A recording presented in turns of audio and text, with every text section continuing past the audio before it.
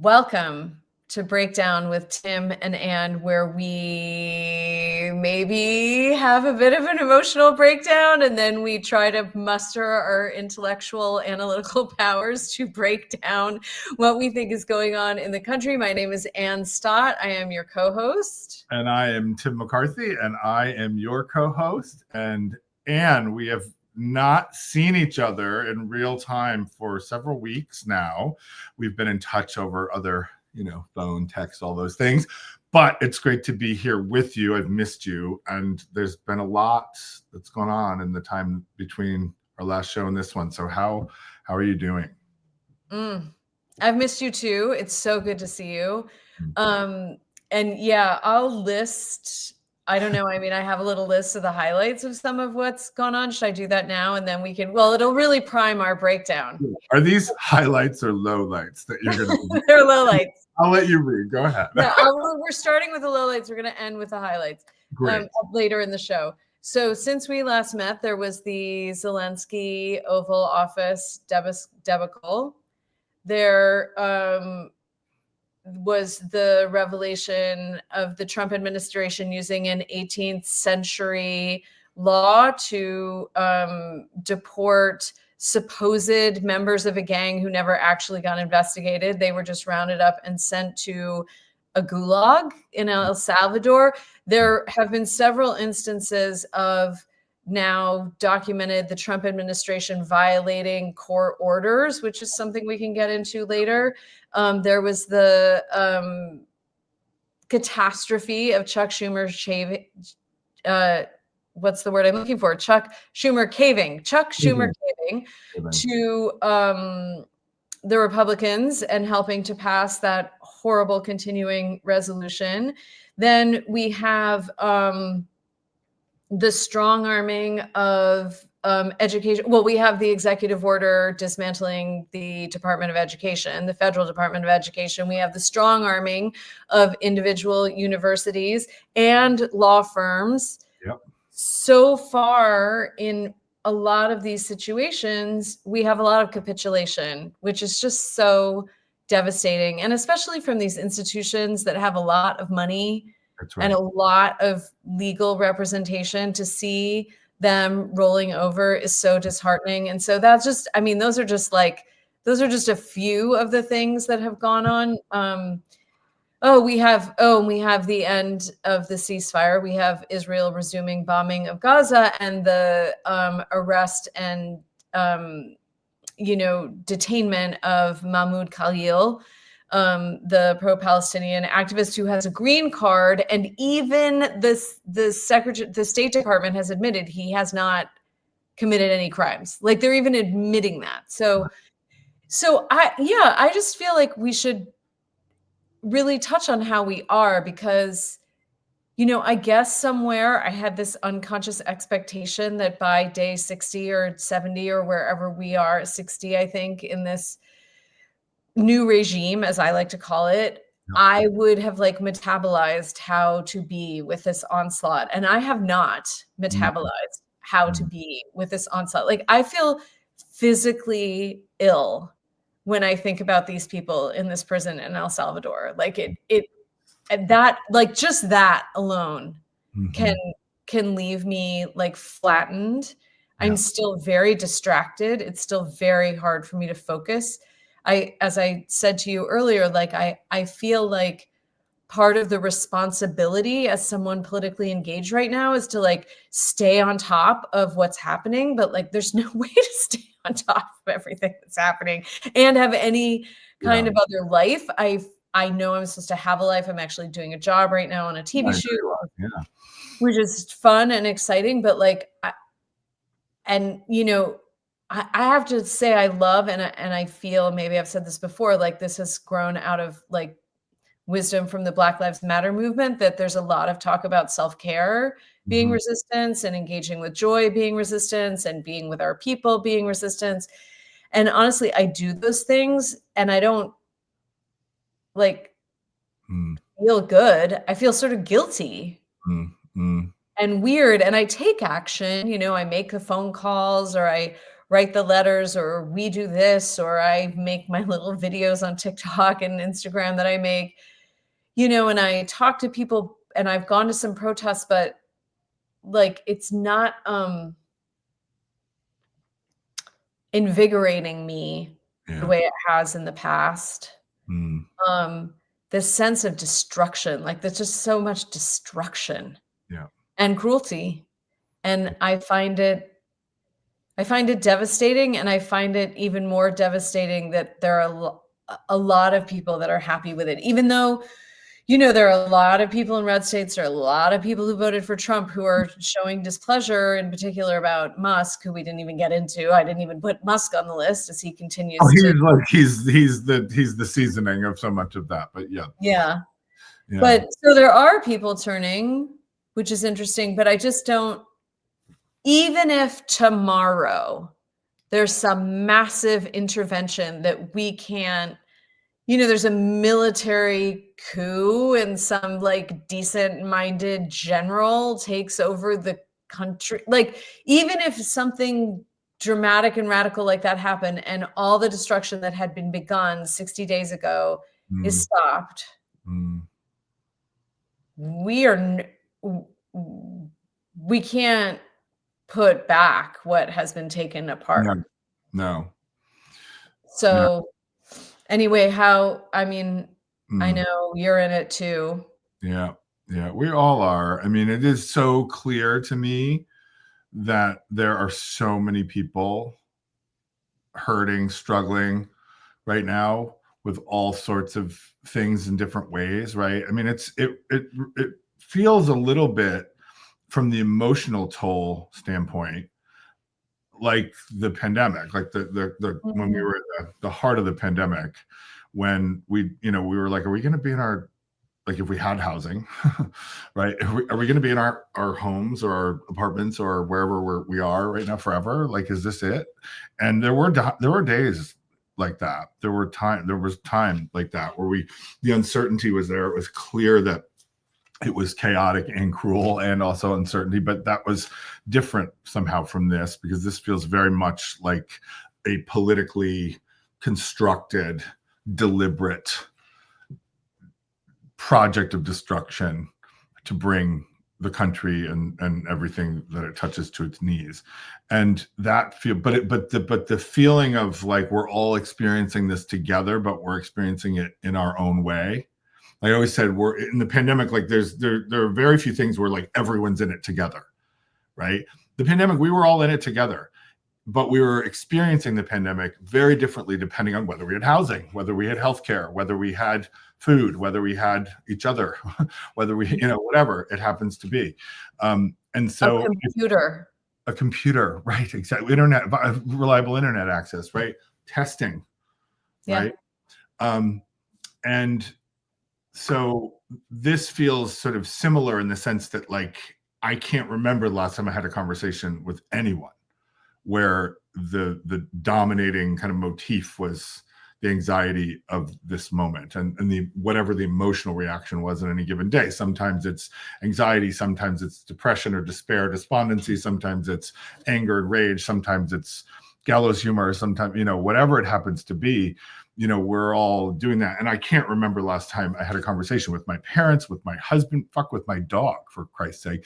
I mean, with you, right? Like, everyone. We went out to brunch yesterday, trying to find a little bit of joy with our, like, 2 other gay friends, like with 4 homosexuals at brunch. Go figure. Like, that's usually a fun time, right? Cliche too, probably. But like, we were like the whole time. We're tweaked out the whole time. And it's just, and not tweaked out in good, not like the old club days. I mean, like, like peak anxiety tweaked out, not like the good kind of, with a lamplight. What was that place?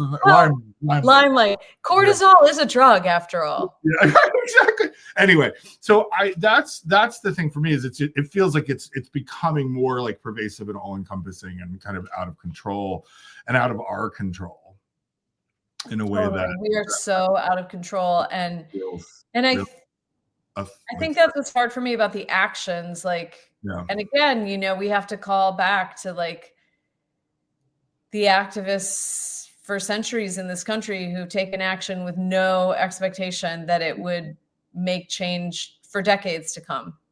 Yeah.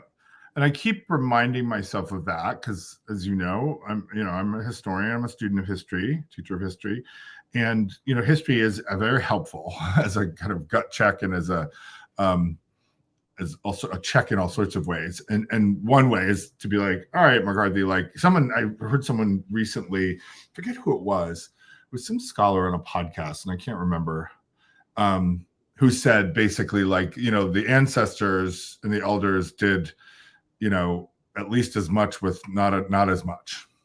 Oh yeah, we had that quote on our live show. They did much more with much less against much worse. That's right. That's what it was. Maybe that was where it was from. Anyway, but like that really does resonate with me. Like I'm like, and then there are days when I'm like, all right, McCarthy, get out of your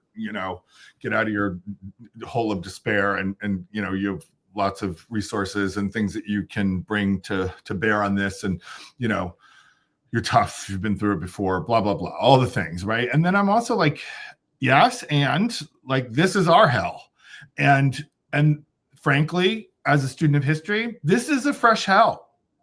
The combination of things that is happening right now is a fresh hell. There is no easy historical parallel. We can talk about Nazi Germany and the Weimar Republic. We can talk about the Civil War and Reconstruction. We can talk about all sorts of things that often get referenced as points of comparison historically to this current age. But this is a different animal, and this is our fresh hell. And I think it's okay to be filled with all sorts of conflicting emotions, and to some days actually feel pretty sorry for ourselves and pretty terrified for everyone involved. And I don't think those are indulgences. And I think I want to give us permission to be like, you know what, this fucking sucks. And I know that the Holocaust also sucked. And I know that that slavery also sucked. And there are lots of things that have also sucked. There are like 100 things in the world right now that suck just as bad, if not worse, as this, right?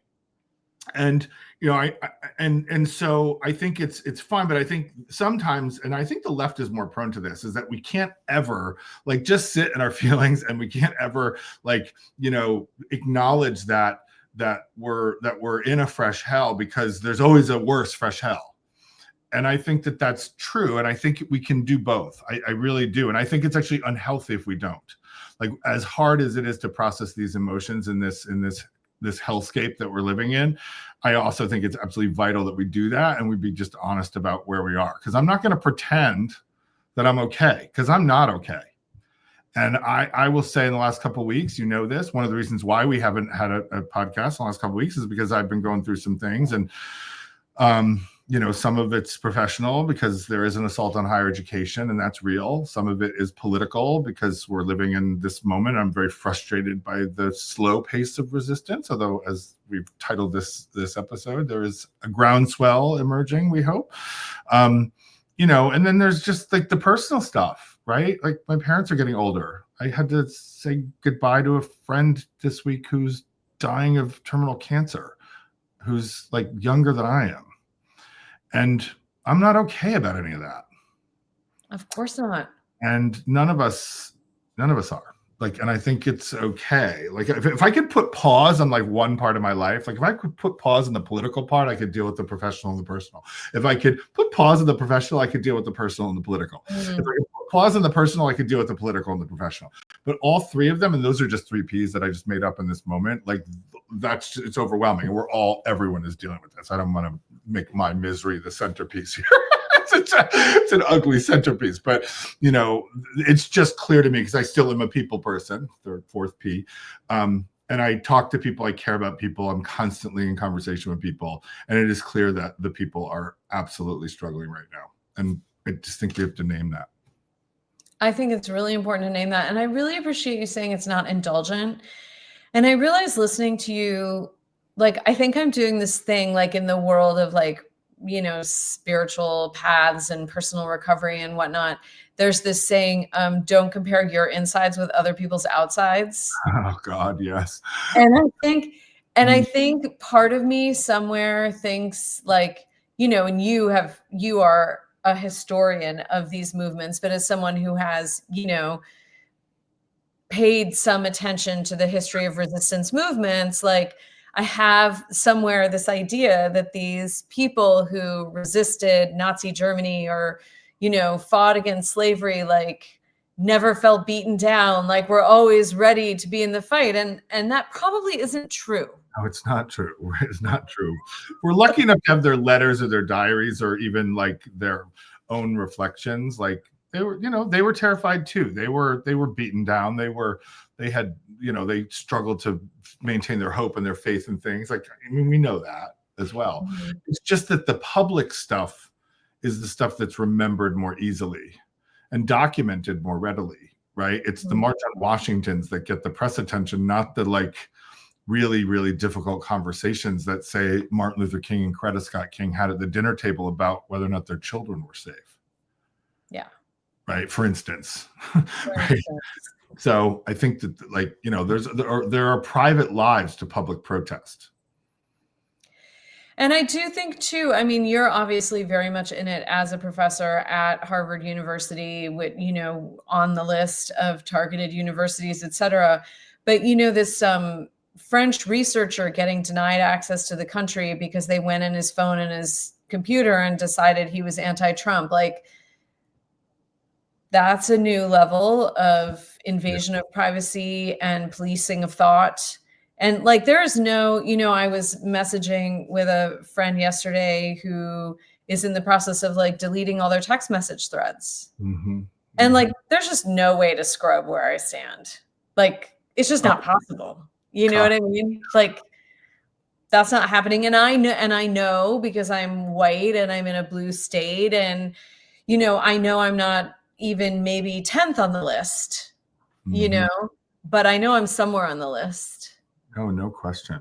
Yeah. And it's disturbing. Mm-hmm.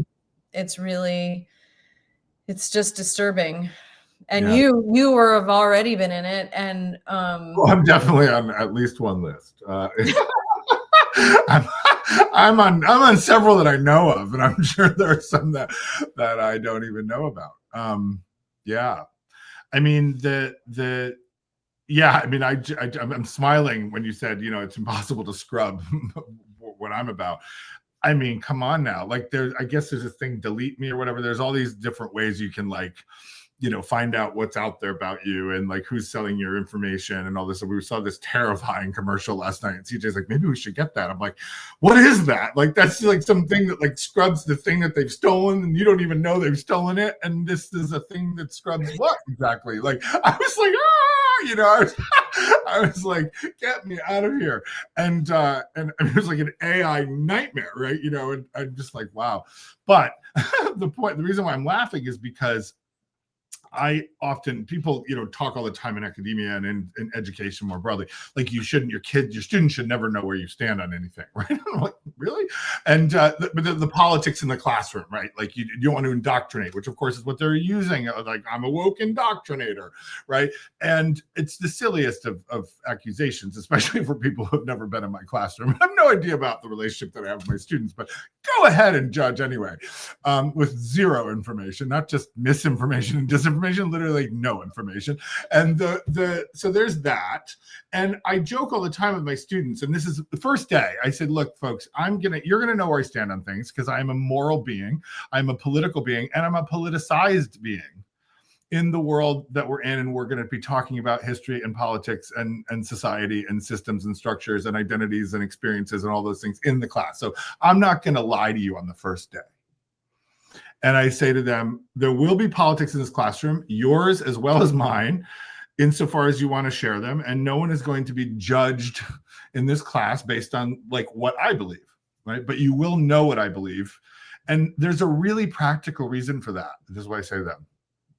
If you were on your phones right now, which I don't want you to be, but if you were on your phones right now and you Googled me, you would be able to know in the next 10 seconds where I stand on a lot of things because it would all come up. So I'm not going to stand here and pretend that all that stuff that would come up in a Google search about me is not true, because it is, because I'm on record. And that's what historians study, the people and the things that are on record. So let's get started. Nice. That's my opening spiel or some version of it.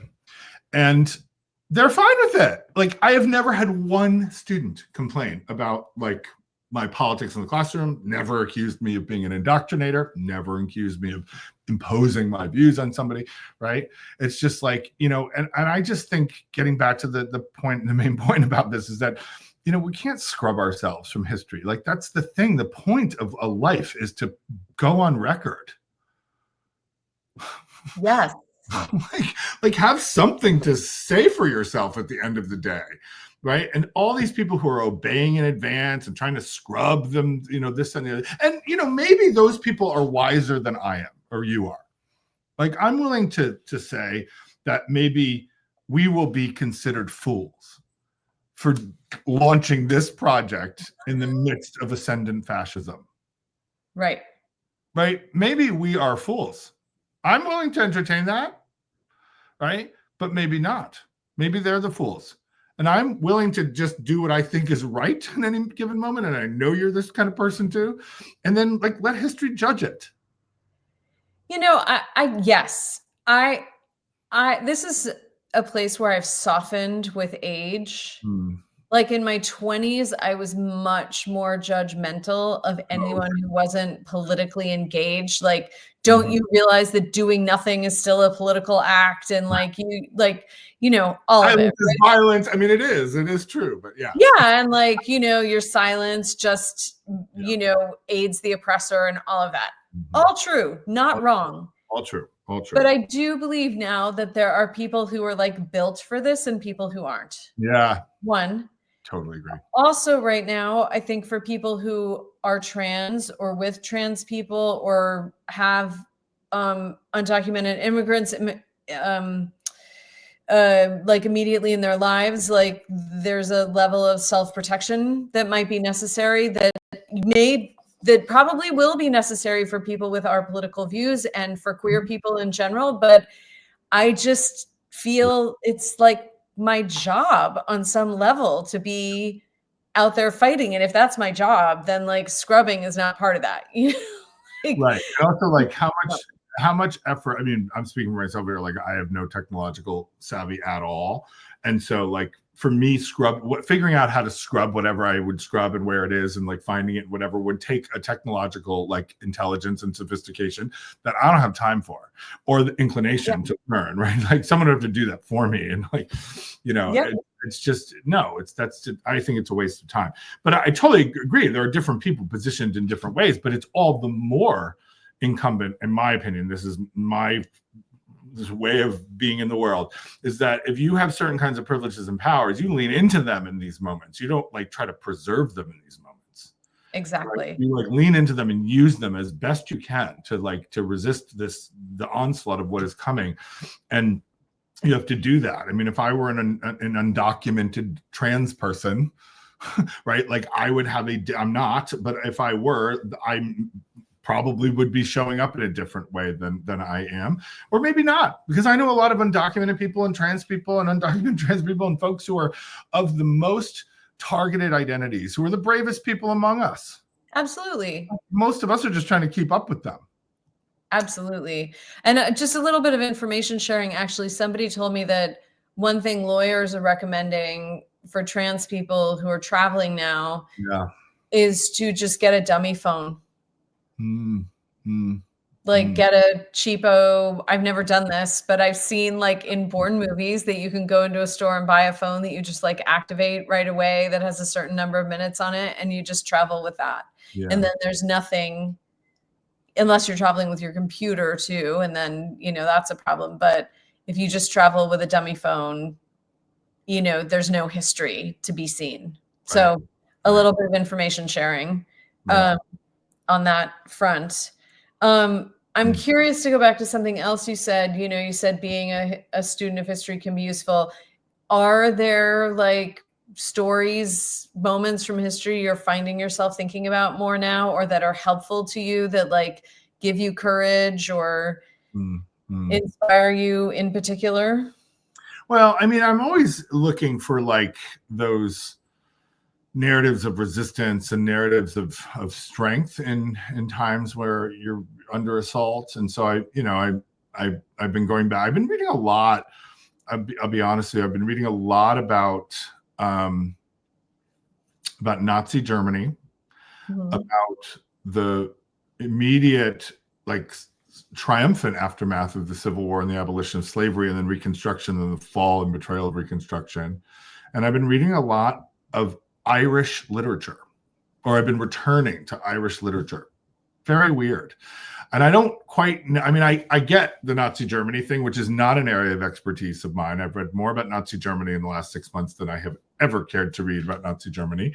And it's been illuminating and fascinating and terrifying all at once. And there's some really good stuff out there, some really, really good, really incredible scholarship and writing about this. And then, you know, I am someone who has somewhat of an expertise in 19th century America, and particularly abolition and slavery and the Civil War and Reconstruction. So that's a period I've studied, I've written about. I wrote my master's essay on the 1868 South Carolina Constitutional Convention, which was the first majority Black state constitutional convention in the country. So, like, I know a lot of it, like, granular kind of stuff about that era.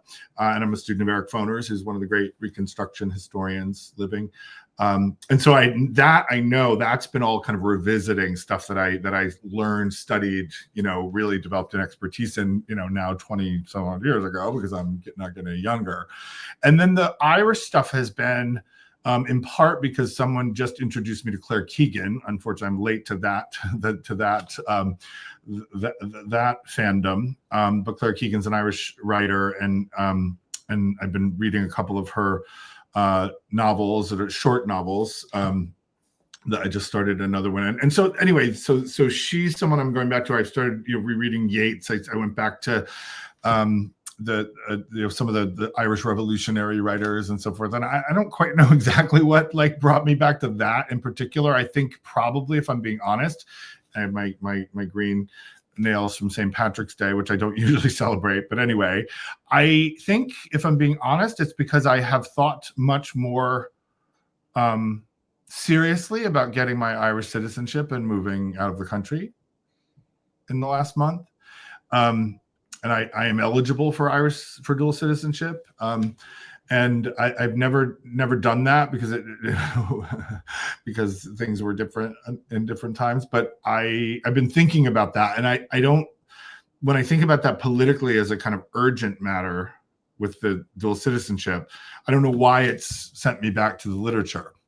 And I haven't read fiction in a long time, or poetry. And I find myself back in the kind of Irish fiction and poetry realm, which has been a surprising thing.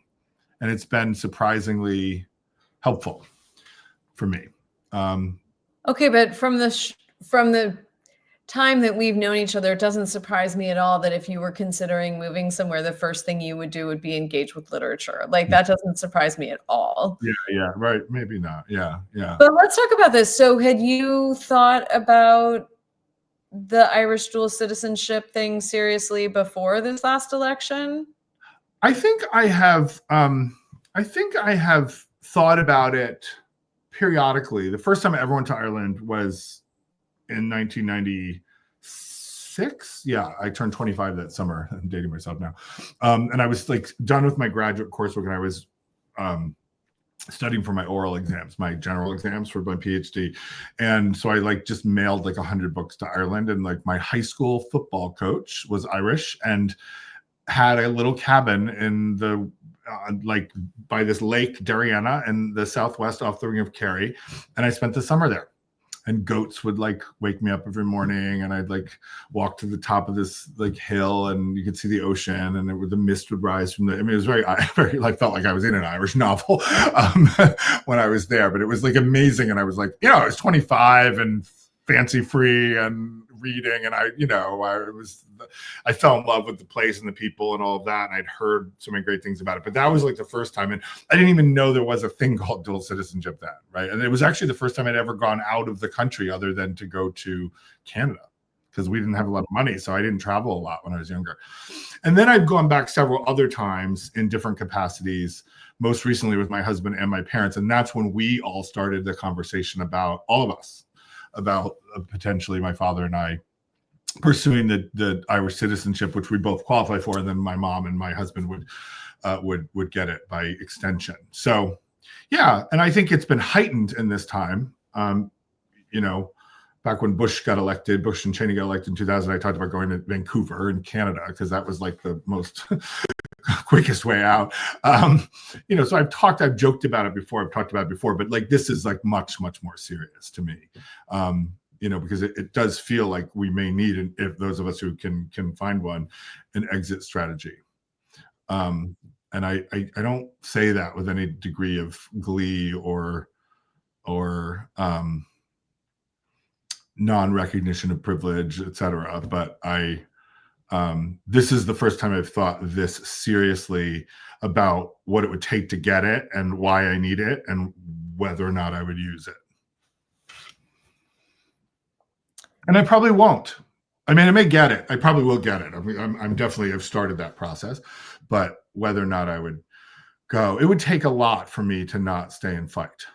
Honestly, I'm a stay and fight person, but this feels much more dire to me than anything up until now, and much more pervasive. Well, it is. Yeah, pervasively dire. Like more people are in dire straits and being targeted with that cruelty and chaos than I can ever remember in my lifetime. Well, and more people are making these kinds of plans than has ever happened in my adult life. I mean, I know people who have relationships with other countries and at some point made a choice to go back to those countries. I was very involved with the Irish Lesbian and Gay Organization in the 90s. So, I mean, I knew Irish immigrants who ultimately ended up back in Ireland. But, you know, since the November election, I know people who are making plans, have made plans, are planning to live in other countries. I know people who are political activists who are thinking seriously about how the things in their lives would be managed if they ended up spending an extended time in jail. Absolutely. I think that it would be short-sighted not to. Yeah. No question. So there's this sense that we all have to plan differently now. And it's interesting because the truth is, like, I actually have a fantasy of living in France for a year. So like, this would be a great time. Like, you know, why not? Like, try, you know, like, I mean, obviously there'd be obstacles and financial obstacles and stuff, but like, whatever. And I'm very aware that, like, as a woman and as a queer woman, like, I will be targeted, and as a political activist, but I'm a stay and fight person. Yeah, I am too. So, but the question is, like, will we know before it's too late? Right. Yeah. Yeah.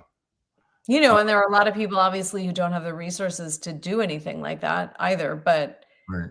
I mean, I'm not saying that it wouldn't be incredibly disruptive and taxing. There's no question about that. You know, I might lose my job if I did that. And there are, you know, I mean, there are things, you know, but do I have the resources to, like, you know, get on a plane or a boat, because we'd have to bring our dog, and go to Ireland and be able to rent a flat in Dublin? Yeah, for the time being. Right. But, you know, it's not a sustainable fantasy, you know, in terms of, you know, anyway. Yeah. But yeah, I do think about it. You know, and then I can't, you know, I mean, I said this to you a few episodes ago, like, I don't know if I said this on the show to you, but, you know, a trans friend of mine and I were talking and they showed me a video of someone on social media saying that one thing trans people are concerned about with the whole passport issue is that if their passport has their gender identity on it and not their sex assigned at birth, that their passport will get confiscated, they'll be labeled as undocumented, and then they'll be sent to Guantanamo Bay or El Salvador or wherever, and no one will be able to track them. And the truth is, I can't tell someone that won't happen now. I can't say, like, oh, you're being paranoid, that's way too much. Yeah, I mean, not that either of us would ever do that anyway, because, like, who are we to tell a trans person who's terrified not to be worried about that, right? But that seems like something that could happen now, and it's really the thing of, like, we are now, like, I think it's safe to say, as of this week, we are a country from which people will now be seeking asylum.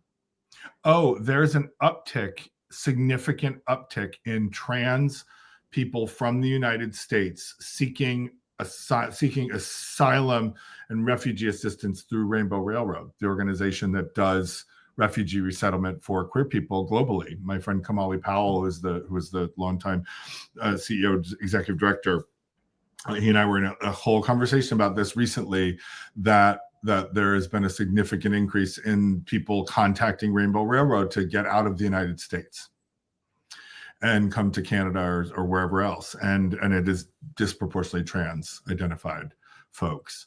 And so that's already happening. That's already happening. Whether or not it's documented or we have the data of that, I haven't seen any like study on it, because it is it's happening. It's literally in the midst. I mean, not to get into too many details, but we are the program I run at the Kennedy School on Global LGBTQI plus human rights is, we have an annual summit every fall where we bring to campus a couple dozen activists, mostly from global South countries and countries that are experiencing real treachery, authoritarian, draconian, anti-LGBTQ, not just like discrimination and repression, but violence as well, where their lives are literally criminalized. So we bring folks from other countries. Usually if we bring 20 people, it's like 18 different countries represented. They're all queer, identified in various ways, many of them trans or non-binary, whose passports have different names and obviously gender that may not align with their sex assignment at birth. And we just last week, we were in a meeting about another thing, and we were like, we should actually get on the planning of the travel for the people who are, because we usually do a whole application process and then a vetting, and we usually pick the people for the summer, like at the end of the school year, and then we do logistics over the summer, and then we have it in the fall. But we're like, we got to get on this now, because we need to know who's coming so that we can figure out all of the complicated details around international travel, right, around visas, around passports, around all this, particularly for trans folks. And so what you're describing your friends saying is something that we're literally dealing with in planning a conference. Well, but I mean, here's a backing up. Like, are you all want to come, right? I mean, that's the other thing is like, will trans folks from the global South want to come, or any queer people, frankly, want to come to the United States right now? Like, that's something we have to like contemplate. Anyway, sorry, I interrupted you. No, it's okay. There's that question.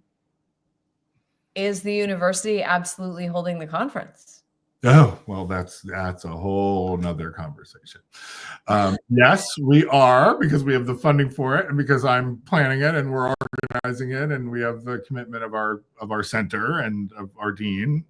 Yeah, I mean, we're going forward as if we're hosting it, but a lot can happen between now and then. We know that higher ed is not in its most stable place in the United States right now, so we'll see. Yeah. But yeah. I mean, all of these things are now on the table, right? In ways that, I mean, it's hard to imagine. Like when I actually pause for a second and be like, oh, I'm like, wait, what? This is what we're dealing with? Okay. Wow. All right, here we are. Well, and also so quickly, like, and obviously you and I are very aware of all the ways the Republican Party has been like greasing the wheels of this for decades, since Reagan, basically. And, the people who've since Roe, right? So, I mean, they've had since Roe v. Wade, right? I mean, since the 60s and 70s, they've been. Or even like Joy Reid did a video about this, like the people who've just never thought, like have always thought that income tax and Social Security and Medicare were bad. You know what I mean? And been working for 100 years to like, make sure it didn't happen. They lost that and then take it away, What do you say? Actually, I'm curious about this. What do you say to people? So I am not a student of history. But I was in What the Constitution Means to Me a few years ago. So I reread I reread the Constitution. I mean, technically, are people right that the Constitution does not provide for the government providing social services to people? Like, what I know what I say to that, like I know my response to that, but you're a student of history, you're a student of American history and the Constitution. So I'm curious what you say to that. Well, there's a lot. I mean, does the Constitution guarantee Social Security? No. Does the Constitution guarantee, I mean, the Declaration was life, liberty, the pursuit of happiness. There's lots of gauzy language that gets interpreted in various ways. And certainly one thing that the government should do is protect its citizens, right? So there are provisions in that kind of way, promote, ensure domestic tranquility, right? There's lots of that, and many people interpret some of that language, particularly from the preamble of the Constitution, as meaning, matters of sort of U.S. relations, like bilateral, multilateral relationships, like relationships with other countries if we're attacked, like what would that do? The president is also the commander in chief, right? There's all of this language, and a lot of it, I mean, keep in mind, right, this, but like the Constitution comes out of a war context. And so much of that, like the Second Amendment, the right to bear arms, was in the context of the quartering of British troops in the colonist homes. Right, and they had a right to bear arms so that they could defend themselves against the troops who were literally had occupied their homes and their cities and their areas. So a lot of the protection, security stuff that's in the Constitution is not social security; it's national security. And so that, to me, there's a limitation. But of course, the Constitution also has no formal definition of what it means to be a citizen of the United States. Birthright citizenship actually comes in the 14th Amendment, which is one of the Reconstruction Amendments. We talked about that in a previous session, a previous show. And there was the Naturalization Act in 1790 that comes right on the heels of the Constitution that Congress passed. One of the first things they passed was this Naturalization Act, where they did do more defining of what it means to be a citizen. And it was where they linked citizenship to whiteness. Actually, it was the first time that had happened. So the Constitution doesn't define citizenship. It talks about citizens, right? But it doesn't define what a citizen or who a citizen is. It also doesn't enshrine voting rights. There's no right to vote in the original Constitution or in the Bill of Rights. Right, which in the Bill of Rights was the individual rights part addition to the Constitution, when they realized that they had just been talking about these three branches of government, and we need to safeguard the liberties of individuals, and so you get the Bill of Rights. But so there's lots of stuff that's not in the Constitution and then gets sort of interpreted. And interestingly, and I'll shut up about this point, because I was smiling when you said, Social Security and all of that. I'm like, oh my God, it all started with Roosevelt, right? It's Roosevelt's fault, and then it's JFK and LBJ's fault, and then Reagan saves the right, blah, blah, blah. And I think there is an arc there. There is a story about government and what government should do and has the responsibility to do. And of course, someone like FDR, not without his challenges and problems, but FDR believed that the federal government had a responsibility to provide for people who are experiencing a Great Depression. And a third of the people lost their homes in the Great Depression, right? The stock market crash, it was intense and pervasive suffering. And so of course it makes sense that a social welfare state to provide, where the government has a responsibility to provide for its citizens, would emerge in that moment, right? And then, of course, during the Great Society, right, it's a different moment because it's actually a moment of economic prosperity, still war in some ways, but it's still economic prosperity. And so there's an extension of that. So you get fair housing, and you get an expansive immigration bill, you get the Civil Rights and Voting Rights Acts, right? You get all of these, the establishment of the National Endowment for the Humanities, the Peace Corps, right? You have all of these things that come in that moment, right? And so I do think that, the people who are hostile to this are people who generally are, if I'm being quippy, I would say they're sociopaths, right? But if I'm being more academic, I would say that, if you have a small government, conservative, libertarian kind of bent, you don't believe that the government should provide housing and retirement insurance and financial assistance and loans for education and these kinds of things. But if you're someone like us, you believe that I mean, I'm of the opinion that the two things government has to do is protect its citizens' civil rights and to provide for its citizens' welfare. Like that much more so than like wage the wars. Right. For me, it's like protect our civil rights and give us what we need to have decent lives. Right. I mean, that's my philosophy of government, right? And which is why people call me a socialist. It's why people called I am a socialist, right? And I mean, they're not wrong about that. People say lots of things about me that are wrong, but that's not wrong. People are like, you're a socialist. I know. Isn't it great?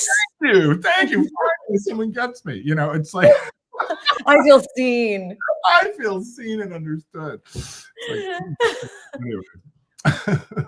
Well, so that's always the the reminder that the New Deal came out of this time of great suffering for millions of people. But even before the Depression, I mean, there was this reality that millions of older Americans were dying in abject poverty, right? Like, right.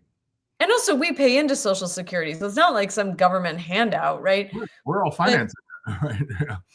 I mean, for me, I just feel like this is where this sort of literalism and originalism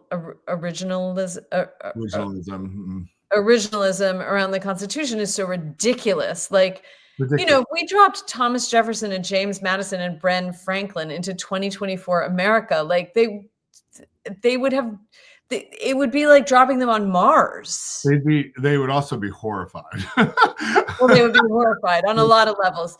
But after they spent a few years just catching up, and the way our economy works now is so profoundly different from anything they could have envisioned. Oh, right. Exactly. And these people who say, oh, we should have a smaller government, like really they want business to run everything. And we've done that.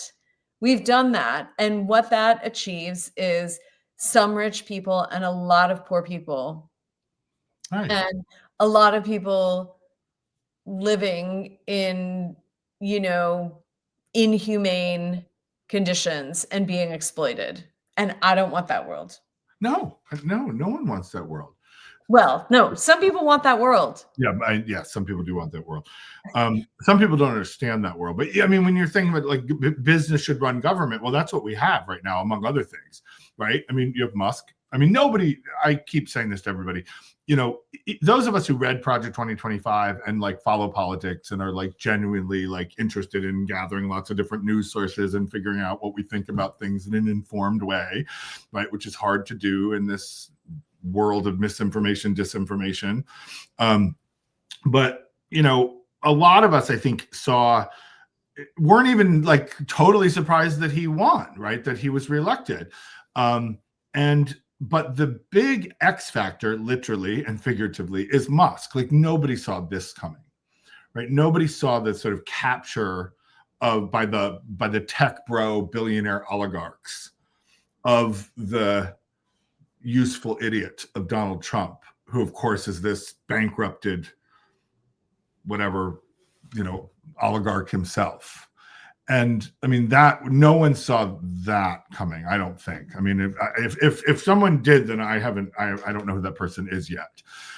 But I don't know. Someone's going to have to write the book 5 years from now or something about whether this is something they sat down and planned, right? But I mean,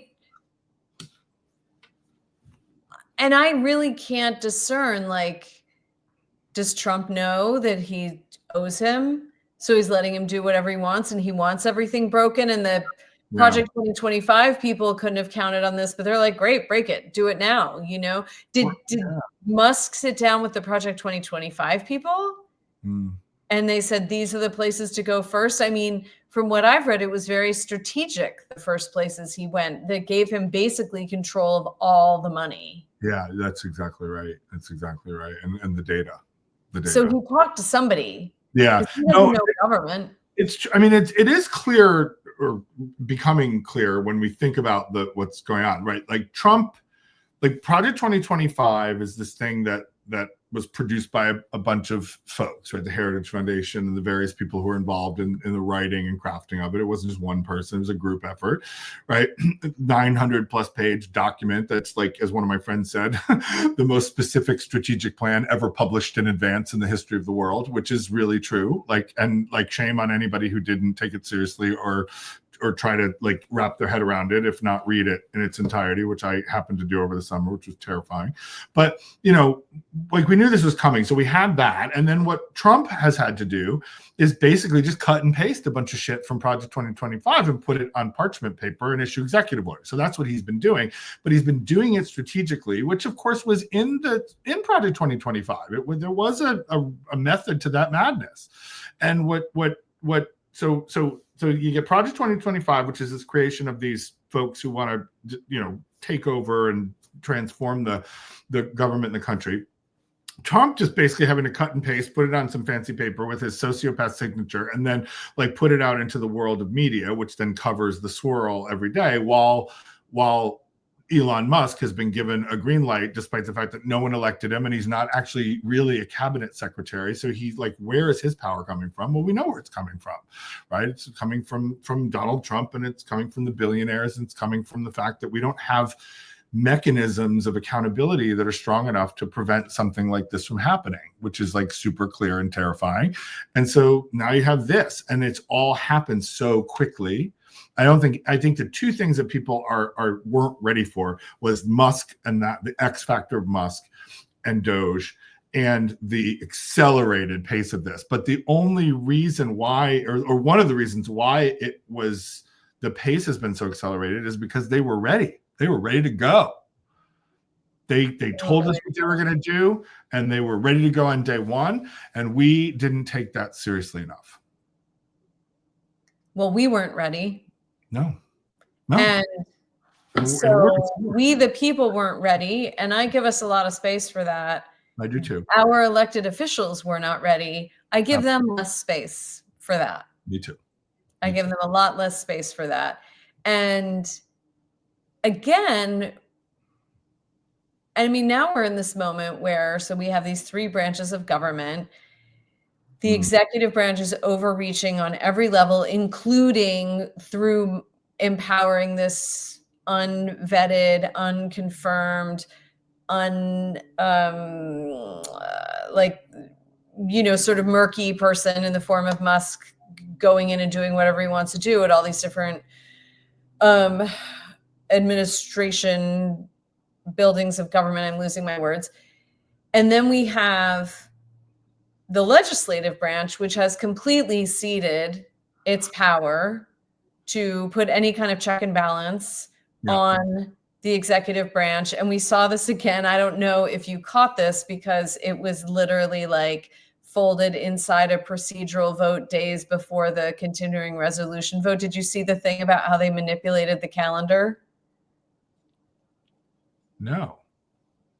So the reason that Trump, I can't believe, if you start getting this, tell me, because I'm so excited. I might listen. The Congress did this. Congress.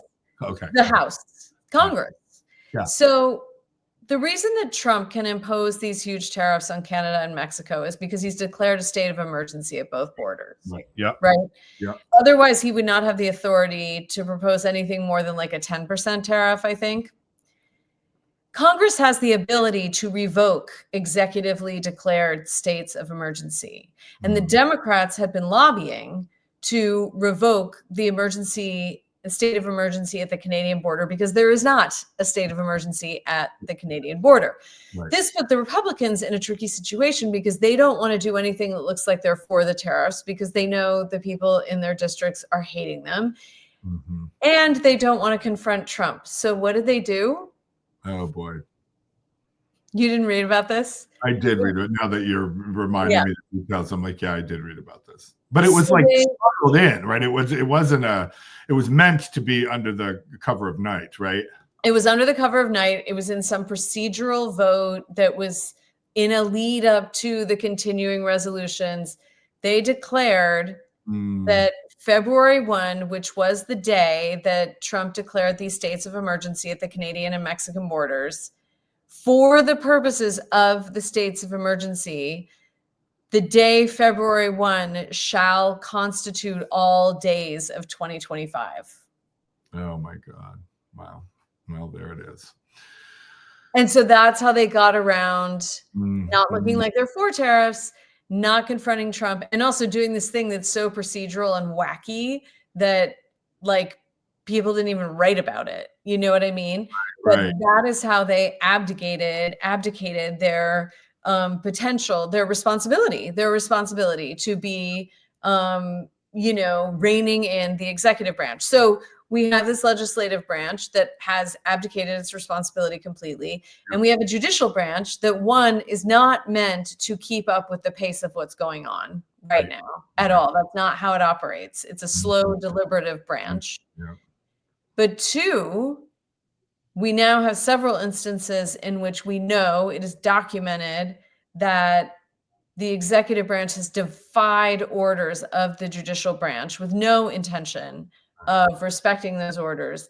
And the question is, what happens now? Because at some point, a judge is going to have to enforce one of these orders with federal marshals. And what happens then? Yeah, where's the state of emergency internally that then inspires the federal marshals coming out to enforce the thing that is unconstitutional and shouldn't be enforced to begin with? Yeah, no, I mean, that's the thing. You're right about the pacing. Like the judiciary at any level, whether you're talking about the Supreme Court or anywhere else, federal circuits or anywhere else, this is not equipped to deal with the pace of what's happening. And it's so interesting because there's a deep irony in all of this, right? Because like this is big government, like terrifyingly big government, to destroy government as we know it. Right. And to you said, in this procedural acrobatic and in the misalignment of the pacing of the executive orders and the Trump Musk dismantling and the slower pace of things in the judiciary, right? It's all out of sync and out of whack. But the people who understand the system, and this is where this is different from last time, they didn't know what the fuck they were doing last time. They know what they're doing this time. And they're exploiting all of the different weaknesses in the system in order to undo it and destroy it. And so far, they're winning. And I think my husband keeps saying this. He's like, we have to admit that we have lost. We may not have lost forever. This may be a series of battles we've lost in a larger war. And I hate using war metaphors, but here we are. But I do think it's true. We're getting our asses kicked, right? And we certainly have gotten our ass kicked. And we have to figure out how to recalibrate. But you're right. Like the Democrats in Congress are not coming to save us. There are some, right? I mean, I like some of the young ones. I love Jasmine Crockett. I love Maxwell Frost. I'm a big AOC fan. I know some people aren't. Ayanna Pressley, our congresswoman here in Massachusetts, fantastic. Elizabeth Warren, our not so young congresswoman in here, our fierce senator, fierce fighting senator. And Ed Markey. Ed Markey doesn't get the press. He didn't start the Consumer Financial Protection Bureau, and he didn't run for president, but he's right there on all the stuff. He is. Actually, our congressional delegation, I will be impressed. Another thing that happened between the last time we met and now is Mayor Michelle Wu understanding her assignment and going to Congress, and then that's how you testify to Congress. Yes. Multilingual opening and a just ferocious defense of Boston as a sanctuary city. She's like, don't play with me. And I was like, okay, Mayor Wu, like you go to Washington with your baby and your ashes on your forehead on Ash Wednesday. I was like, whoa, I don't care how much money she spent prepping herself for that. That was a grand performance. That was a showstopper if we were on Broadway. I was like, I have not seen something that good from an elected official. And full disclosure, I know Michelle Mayor Wu, because she was an undergraduate at Harvard years ago, and earlier in my career teaching there. And I've always admired her, even as a younger person who's very involved in public service. She's a true believer and a real heart and soul of a public servant. And I couldn't have been prouder. And I've never lived in Boston. I've lived in Cambridge or here in my province my whole life. But I was like, go Mayor Wu. Yeah, so good. And also Representative Keating standing up for Representative Sarah McBride, which is going to make me cry right now, right here. Not on my bingo card, if I'm admitting, because Keating is not our most progressive member of the congressional delegation in Massachusetts, but God bless him. No, he went all the way, which was impressive. And I do want to say, which is why we're calling this episode The Groundswell. So I think CJ is right. We are losing right now. We are losing really big. And I think, like acceptance, awareness, action, right? Like we have to like name the situation for what it is. The government is getting dismantled.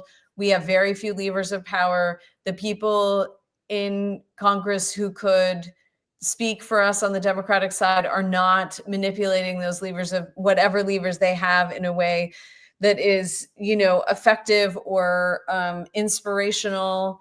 That said, there is movement.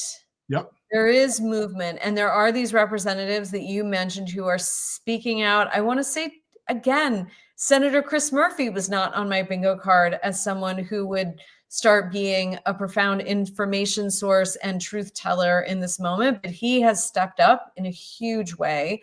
Yeah. And now, in the wake of the news that the Republican response to town halls where disgruntled citizens are airing their concerns about the executive branch run amok, the Republican leadership answered that with stop holding town halls. Yeah. And so Bernie and Representative, so let's say Senator Bernie Sanders, Representative Alexandria Ocasio-Cortez, and some others have started holding rallies in districts and states where the Republicans are not representing people, and they are having unbelievable turnout. Yep. The largest rally of Senator Bernie Sanders' political career, including when he went ran for president, was this last week in Denver. Yeah. That was extraordinary, and he's on fire. But not that he's ever not been on fire, but he's.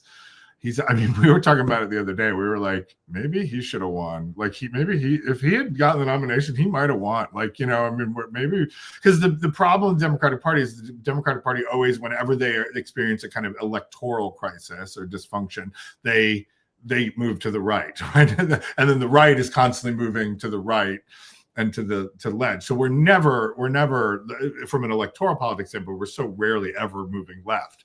And that's just been true of, for since Reagan. Forever. Yes, since I was going to say. Since Reagan and since Bill Clinton won in 1992 by grabbing the center. Now people, the pundits and the polls think that is how Democrats win elections. And as someone, there was a great piece, by the way, in The Guardian that I'll link to by Moira Donegan about Chuck Schumer. Right. Did you read it? I saw that. Yeah. Oh my God, so good. But as she put, diminishing returns on that strategy. Mm-hmm. It's a devastatingly stark. Yeah. Of that. But there's a great. Wait. I should have pulled this up before. Oh, damn. I'm not going to be able to get it. I'll link to it. But there was a great takedown of the mainstream of the Democratic Party has long accused progressives like Ocasio-Cortez and her mentor Bernie Sanders of a kind of moral vanity, a willingness to sacrifice effective governance or policy gains for the sake of personal purity. The shoe is now on the other foot. It is the mainstream Democratic leadership, Schumer and his allies, who now favor decorum over the public interest, personal dignity over principle, a vain hope for the return to the politics of the past over their responsibility to engage with the realities of the present. It is the centrist Democrats, not the progressives, who are living in a delusion and who are selling out the country in order to maintain it. Oh my God, yes. And she said this other thing. She was sort of listing the problems with the centrist Democrats, and she was like unwilling to take their own side in an argument. I was like, oh, that is it.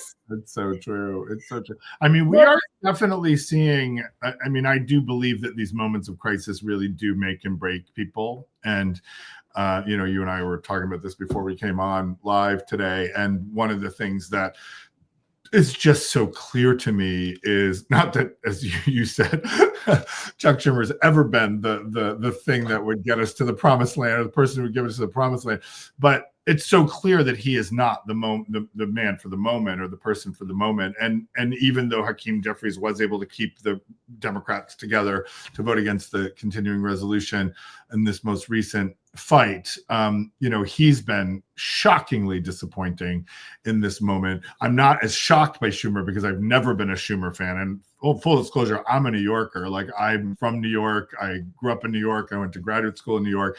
So the New Yorker is, even though I've been in the Commonwealth of Massachusetts for a long time and am much more partial to my congressional delegation here, and these remarkable women in particular in our elected political ecosystem here, the New York delegation has always driven me crazy, and Schumer has always been at the top of like the crazy making for me. For some reason, I don't know what it is. It's too much of the inside, like, I trust the way things used to be, and like I know how to work the machinations of that, and I'm above the messiness of the left populists, or whatever you want to call it. He's always so disdainful of his colleagues who are more progressive, and also so arrogant about his own like importance. And I've always found that about him. And he is not the man. I think it's that he's arrogant about his own importance without being effectual. And I'm sure he has passed many like good bills over the years that I'm basically for, but I'm sure tons of people have written about this, and I'm just not up on it. But is the New York congressional delegation too wedded to Wall Street? Is that part of what's going on? Like, because they come out of the financial center of the country? I mean, I'm a New Yorker at heart. I spend a lot of time in New York. I lived in New York for 20 years. I love New York. It's in my blood, but like it is really shocking how uninspired the New York delegation is right now. Gillibrand and Schumer are both, you know. And Schumer, that he can still talk, like literally in that New York Times interview, you know, and then he had to cancel his book tour. He was supposed to go out on book tour, and he had to cancel it because he knew he was just going to get attacked everywhere, which is like up there with the Republicans canceling their town halls. Like no one's under any kind of legislative imperative to go on a book tour, but like, it's the cowardly move. Like, if you really believe in what you did, go face the people and stand up for it. But you know, then to say like, look, in the last Trump presidency, when Trump's approval rating got below 40%, then the Republicans started working with us, and we just have to keep chipping away until his polls are below 40%, and then they'll start working with us. It's like, what world are you living in?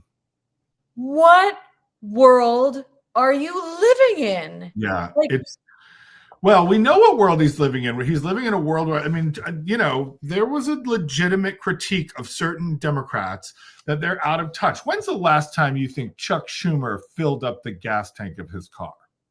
Right. Yeah. Or like ordered a meal for himself. Right. Or cooked a meal for himself. Or, well, he orders meals for himself, went grocery shopping. Oh, right. Okay. There it is. But like, this is, I mean, there is some truth to that part of the critique of the Democrats, is that they do not understand, which is what I keep going back to this. I'll die on this hill. Every time there was a claim that Bidenomics had failed, right?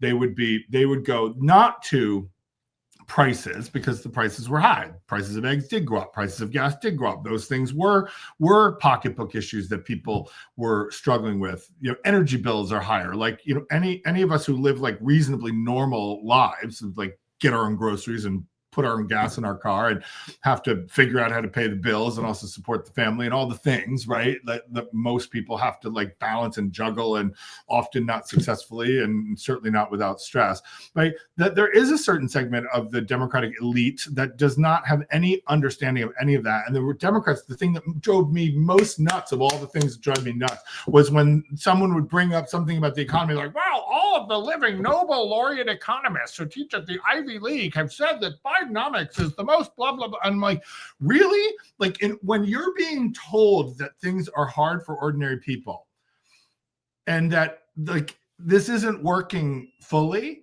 your response is to go to quote the 21 Nobel laureate economists.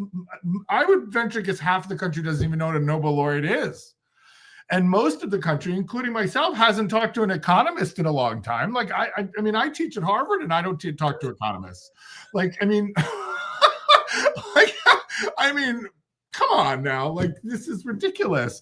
Well, and really, and it's sad that, like, I feel like, why couldn't, no, I'm glad you did. Why couldn't someone thread that needle during the election? It doesn't seem that hard to me. No, it doesn't. Stand up and say, the bill that, like, here are the new jobs that Biden has created. Here's the way the economy is growing. Here's the way things are better. Here's the way it's not good enough.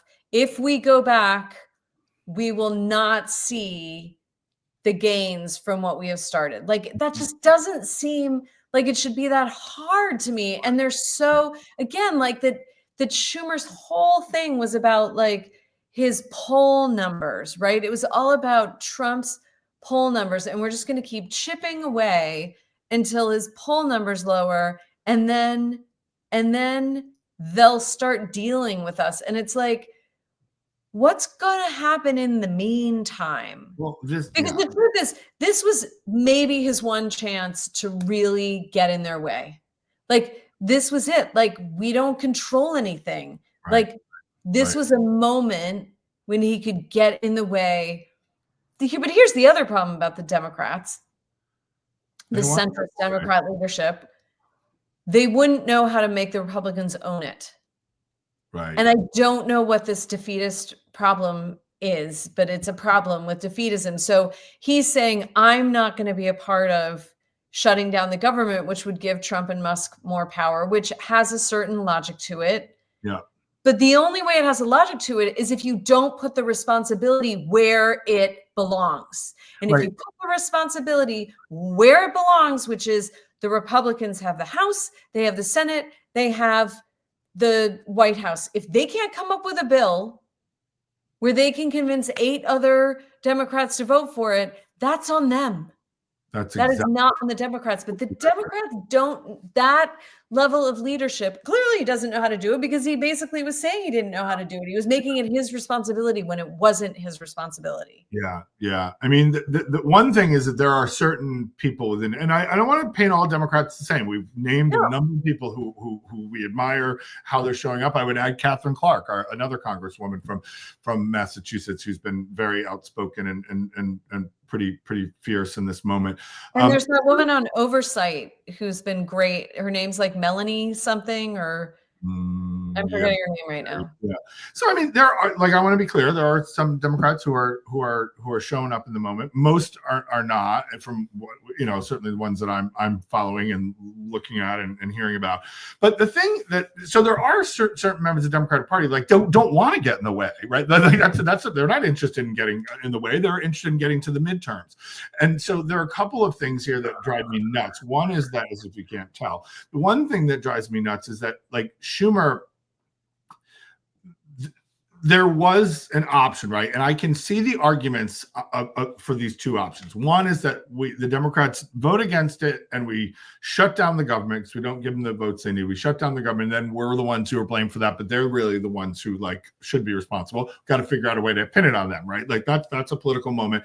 And like but in the absence of a political imagination that would get you to a place where you could actually hold them accountable and blame them for this shit, like, in the absence of that, because a lot of Democrats, particularly people like Schumer, don't have that political imagination because they're so stuck in the constraints of the status quo that they're not inclined to do that, because we don't want the Democrats to get blamed for the shutdown of government, and then we also don't want to be in a situation where we give them more power, because then Congress shuts down and then there's no oversight at all. Like, I get that argument, like, which would be an argument in favor of, let me vote for this thing, keep government open, because then at least we have checks and balances. At least Congress is still working.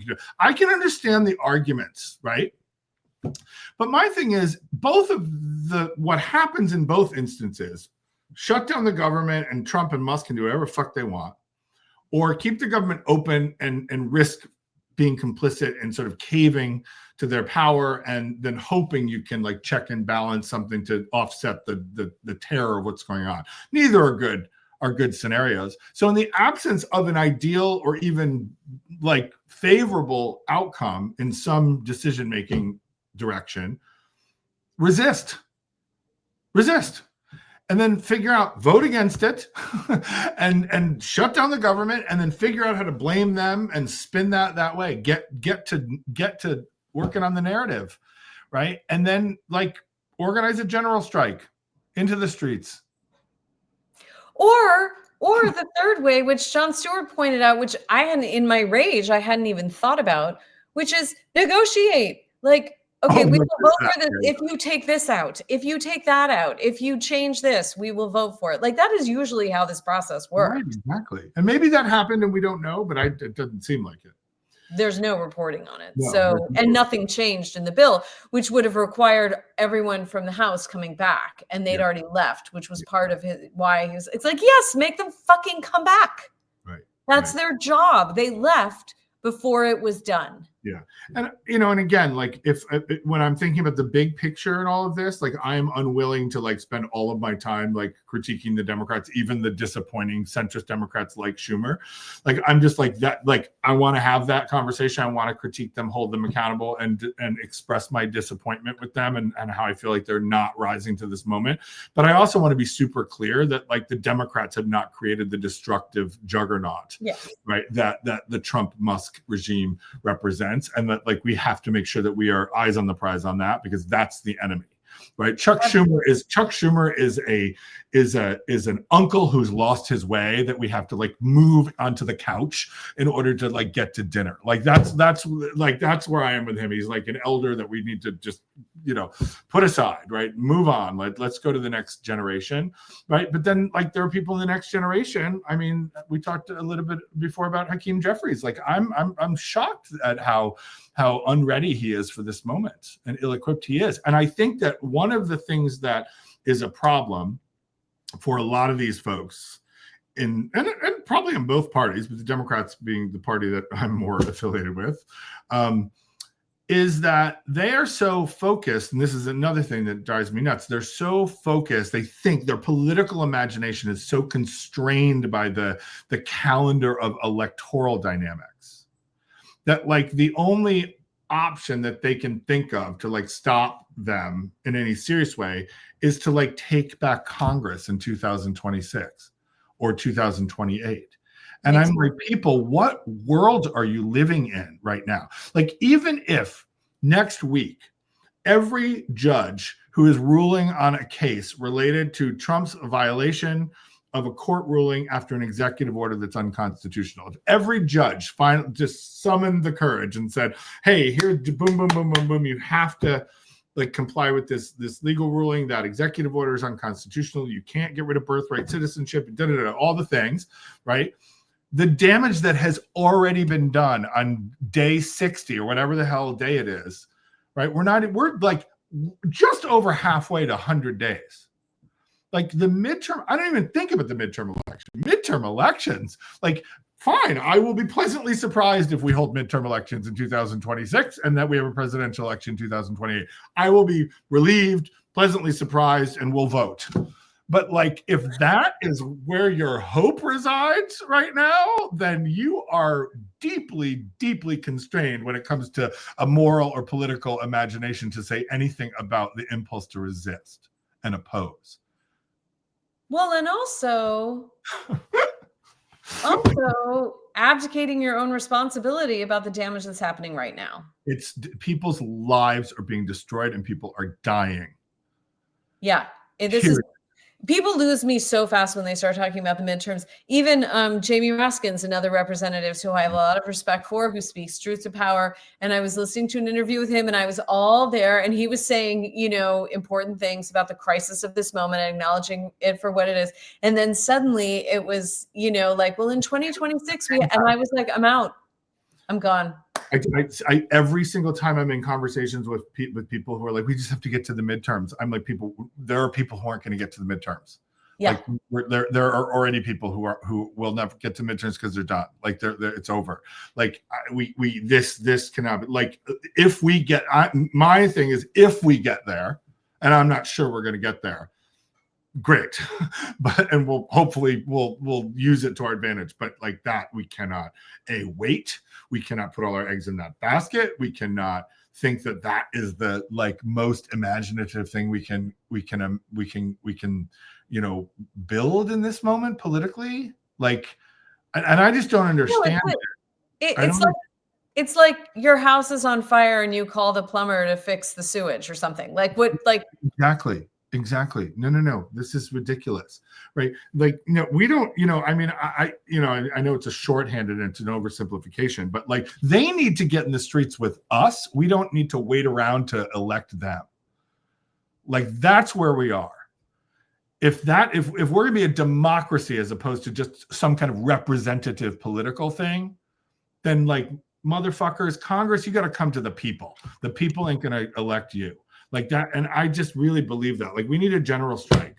We need a general strike, and to that point, like, I mean, that's what AOC and Bernie are, building up right now in this groundswell. We have these Tesla takedowns happening, but to your point, Senator Chris Murphy is the only elected representative that I have heard say anything like this. Yeah. He was on Jon Stewart. He was talking about his disappointment with Chuck Schumer's decision to vote for the continuing resolution. And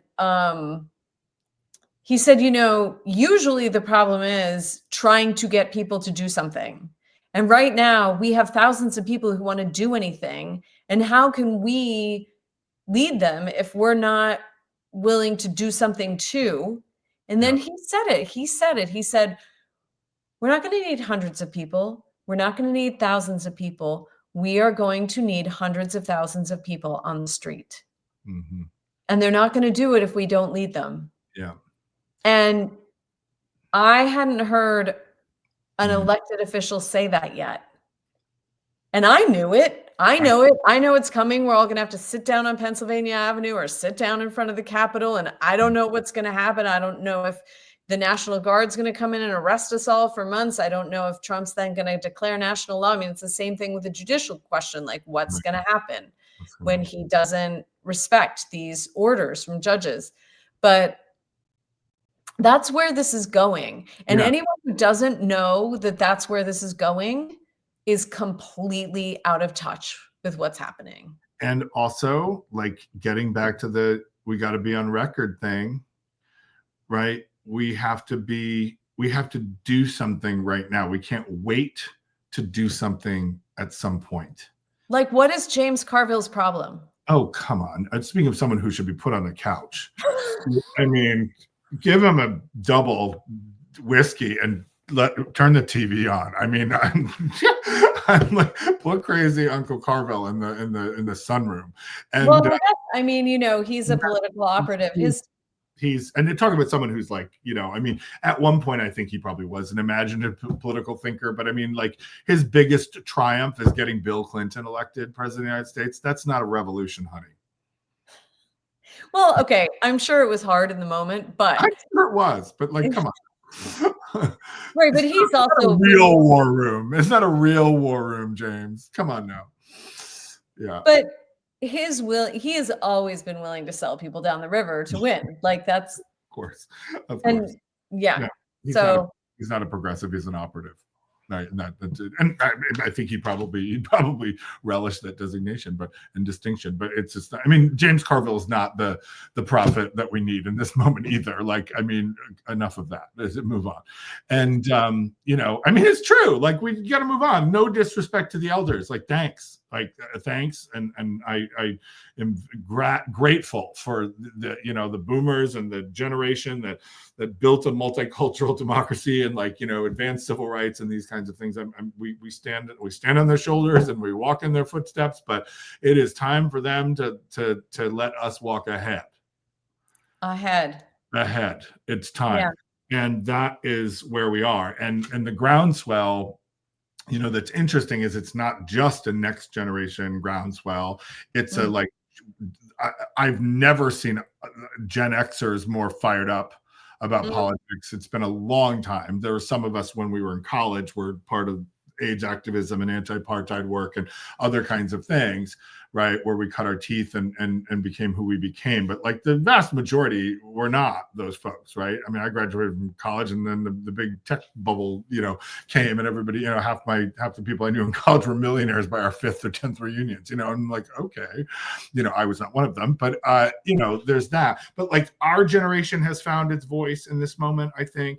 Certainly the younger generation, the Gen Zers, the even the millennials, like, you know, I do think there's a younger, but I also think there are a lot of people like my parents, right? I mean, my parents are 81 and 80, and my parents have never been more fired up politically than they are right now. But they're not, like, trying to lead, right? They're trying to, like, you know, guide, right? With, you know, and be sounding boards, and, you know, and I think there's a really interesting thing happening right now that in terms of the groundswell, right? These people are burning Teslas. Like, I mean, I wouldn't burn a Tesla, but I love all the people who are selling theirs and, like, taking videos of them away. Like, so what is it? Sheryl Crow. She's like waiting for her Tesla to be gone. You know, and I mean, Tesla's lost a bunch of stock, right? There's, like, the boycotts of the anti-DEI, the people rolling back DEI stuff. Like, that's their protests there. There are boycotts that are happening. There's slowdowns that are happening, right? People are exiting roles that they don't want to have anymore, right? I mean, there's a lot going on, and I think that maybe that the groundswell the characterization, I think, is really smart, because it is, and it's yours. You were the one who suggested this, because it isn't a kind of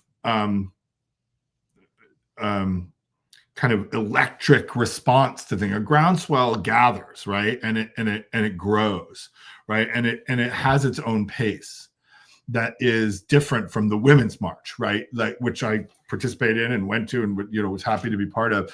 But, like, this feels to me to be, there's a kind of slow gathering and growing that is, I think, a sign of the times, because we are so unclear about what it is that we're in. We know it's bad.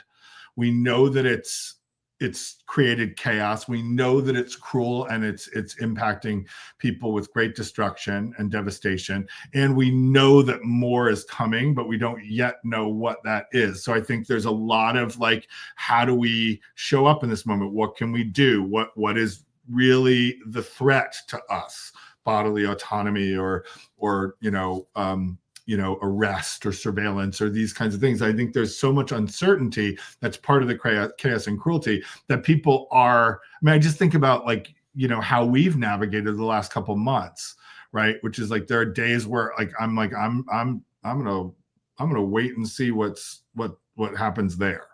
Right. Or, like, I want to do this, but, like, maybe that now is not the time to do this. And that's not selling out. That's not submitting in advance, right? That's being very, very savvy and strategic about what's going on and figuring out where we can go, right? I think the thing for me that's always been important is, like, I need to be able to, like, see myself at night and, like, recognize who I am in the mirror, right? I can't sacrifice my moral compass in this moment, but how it plays out or manifests itself is, like, you know, I'm kind of getting my bearings again, because we've all been knocked off course and we're trying to figure out, like, what to do. So I think the groundswell metaphor is actually really, or characterization is really, really smart, because it feels to me to be like you know, and I don't know what the term in physics is because I'm way above my pay grade. I'm a historian, not a scientist. But like, what's the force counterforce thing in physics, where like, you know, the unrelenting sort of fire hose pace of the executive orders and the dismantling of government and Doge and all of this stuff, the news cycle, right? The counterforce can't be a like our frantic version of that. No, but it's that idea of every action has an equal and opposite reaction. Right. And the question is, what will that reaction look like? Because it's coming. It is coming. Yeah. People want to be out there. Now there's a call for a national day of action on April 5th. Yep. So we'll see what happens with that. But yeah, and it's an interesting thing once you've been around political protests for a while. Like, there are these obvious moments, like Trump gets elected, like boom, people were ready to go. But a lot of times you can't predict like what the thing is going to be that like really sparks people and brings them together. And so much is happening right now. It's impossible to know what the thing is going to be, but it's coming. Yeah. And we're finding our way, I think, increasingly together. Yes.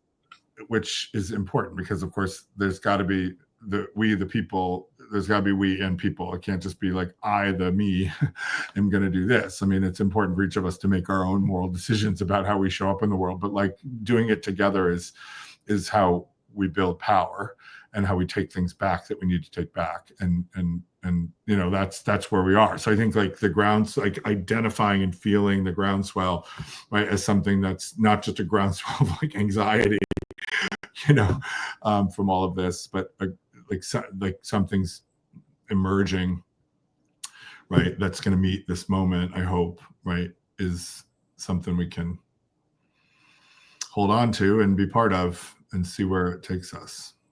I think it's happening. And I didn't even realize that I had that quote we were talking about in here. So I'll put that on the ticker tape. Our ancestors did more with less against worse. Locked in. Olufemi Otaiwo. I hope I'm saying his name correctly. Yeah. But I feel like that's a good spot to end. Say that maybe that's where we end today. Always great to be with you. And we will do this again soon. I'm looking forward to our next conversation. It's great to be in community and conversation with you in these incredible times. Yeah, it is wonderful to be talking with you. And I hope that, you know, we've been helpful and, you know, created context and space for people to keep doing whatever they can do in this moment. So thank you for being with us. Whoever's with us, Tim, thank you so much for your heart and your intelligence and your insight. That got you, sister. All right. Take care. We'll see you soon.